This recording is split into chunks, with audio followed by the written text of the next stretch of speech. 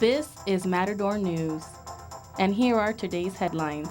South Carolina officials say this week's deadly storm is a once-in-a-1,000-year event. U.S. General tells Congress the Kunduz hospital bombing was a mistake, and controversy over a fumble at last night's Monday Night Football game.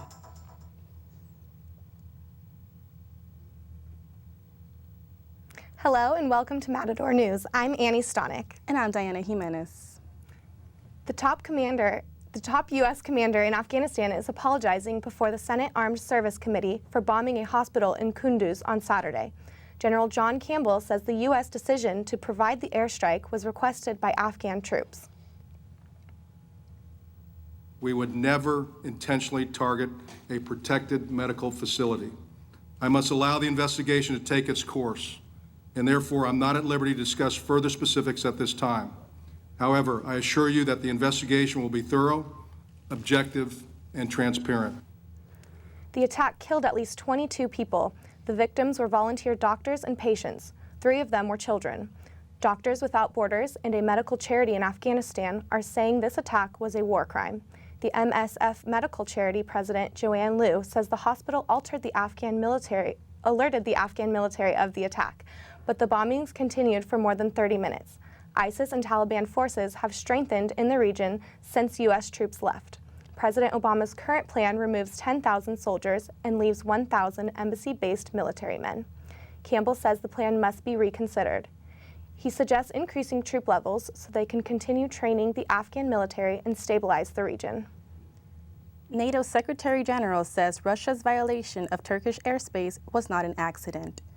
Turkey's army says an unidentified fighter jet blocked its radar onto 8 of its jets on Monday. Russia's bombing of Syria has increased tensions between Turkey and Russia. NATO rules state an attack on one member would be treated as an attack on every affiliate. NATO and Turkish officials also say they have seen Russian combat troops entering Syria, but Vladimir Putin has said he could not send troops into Syria, but that he can't prevent volunteers from going. U.S. defense officials agree this move looks like Russia is attempting to put ground troops in Syria. NATO has asked Russia's foreign minister to forget this conflict in Syria and focus on ISIS.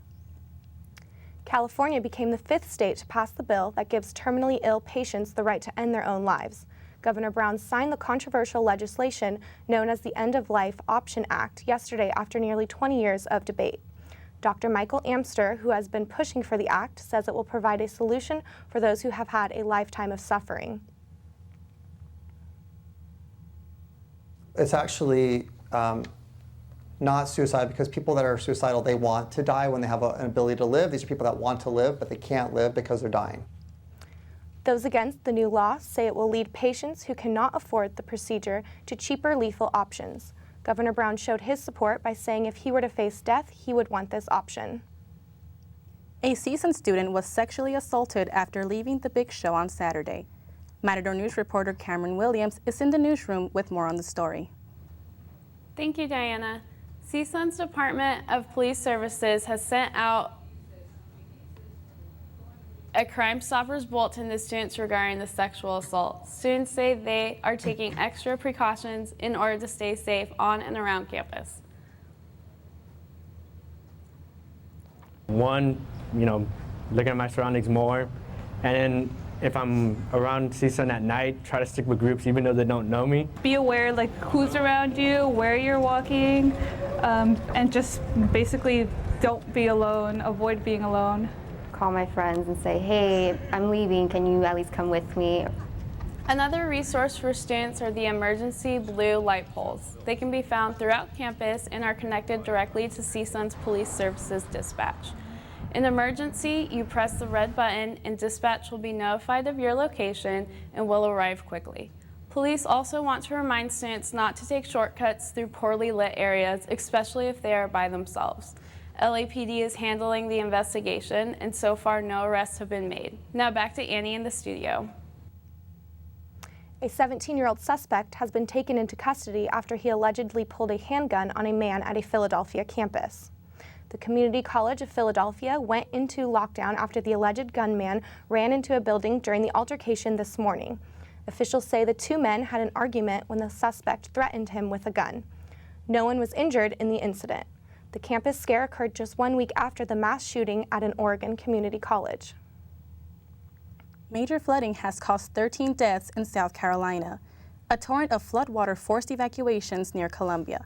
Officials say this storm was a 1 in 1,000 year event. Officials allowed water to breach one dam in order to prevent more damage. But another dam breach led to the flooding of some apartment buildings.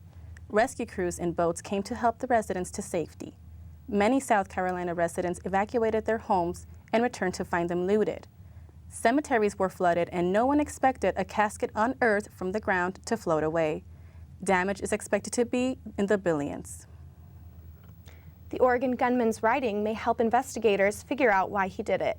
The 26-year-old shooter wrote about everyone else being crazy and ranted about not having a girlfriend. He said people blamed him for being crazy, but he believes to be the sane one.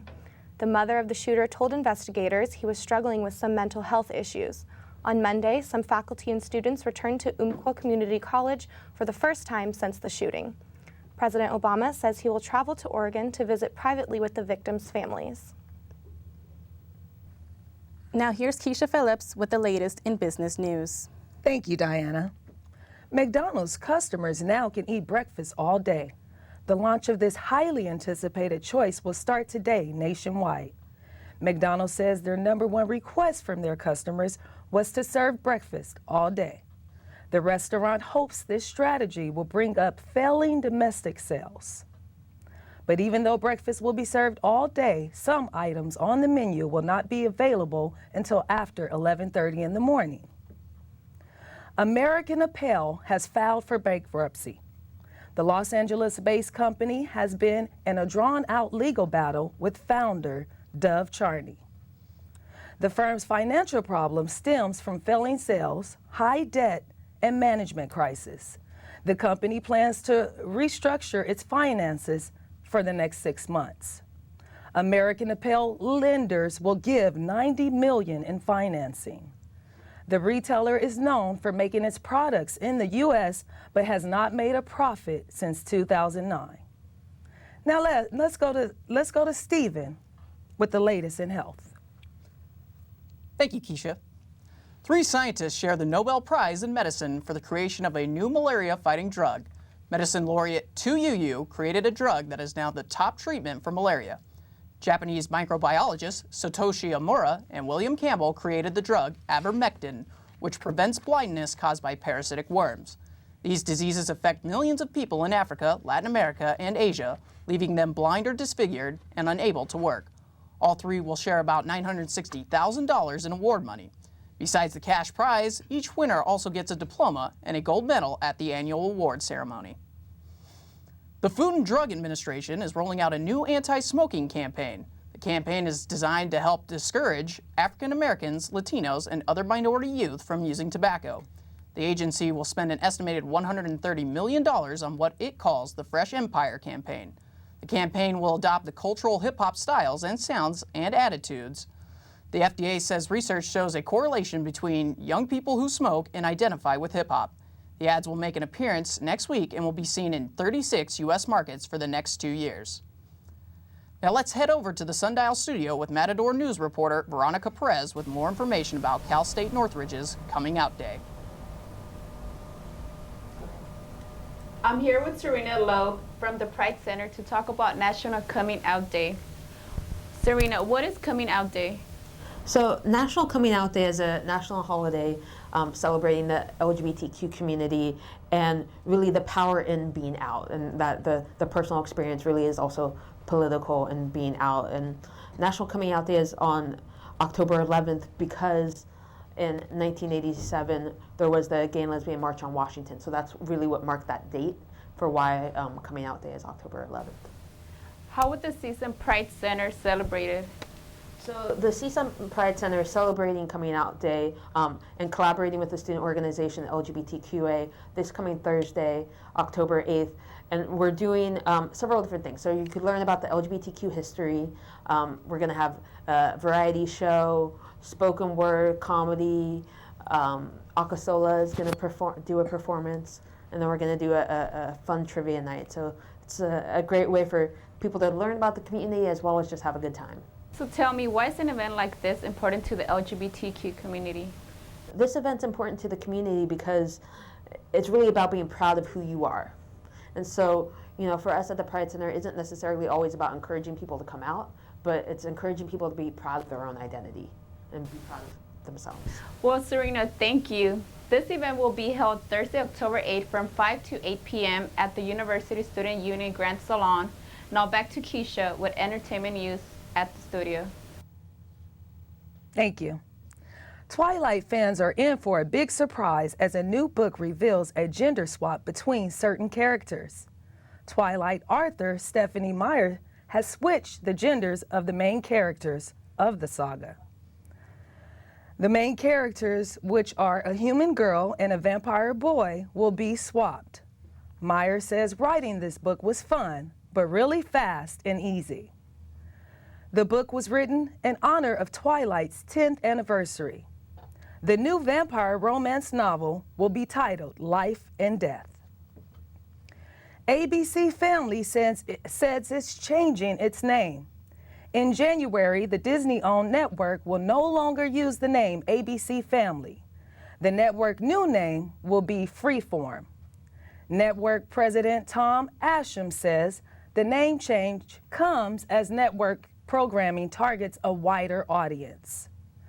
Network executives say this is the only change that the network will experience, and regular programming will continue. The network will spend millions of dollars to spread the word on the network's new name. Now let's go back to Stephen with the latest in sports. Thank you, Kiesha. The Seattle Seahawks defeated the Detroit Lions 13-10 in a close game. But the game had some controversy after a Seattle defensive player appeared to purposely bat an apparent fumble out of the back of the end zone. Lions wide receiver Calvin Johnson caught a pass and was running for the end zone when he fumbled the ball. Seattle defensive back Cam Chancellor then batted the ball out of the back of the end zone. NFL Vice President of Officiating Dean Blandino says the referees incorrectly ruled the play a touchback instead of giving a penalty to the Seahawks.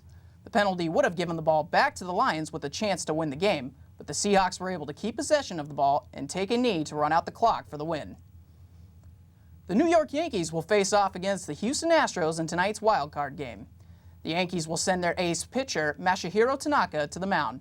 American League Cy Young contender Dallas Keuchel will pitch for the Astros. Keuchel is the American League's only 20-game winner this season. The winner of tonight's playoff game will play the Kansas City Royals in a best-of-5 series on Thursday. The game will start tonight at 5 p.m. Pacific Time and air on ESPN.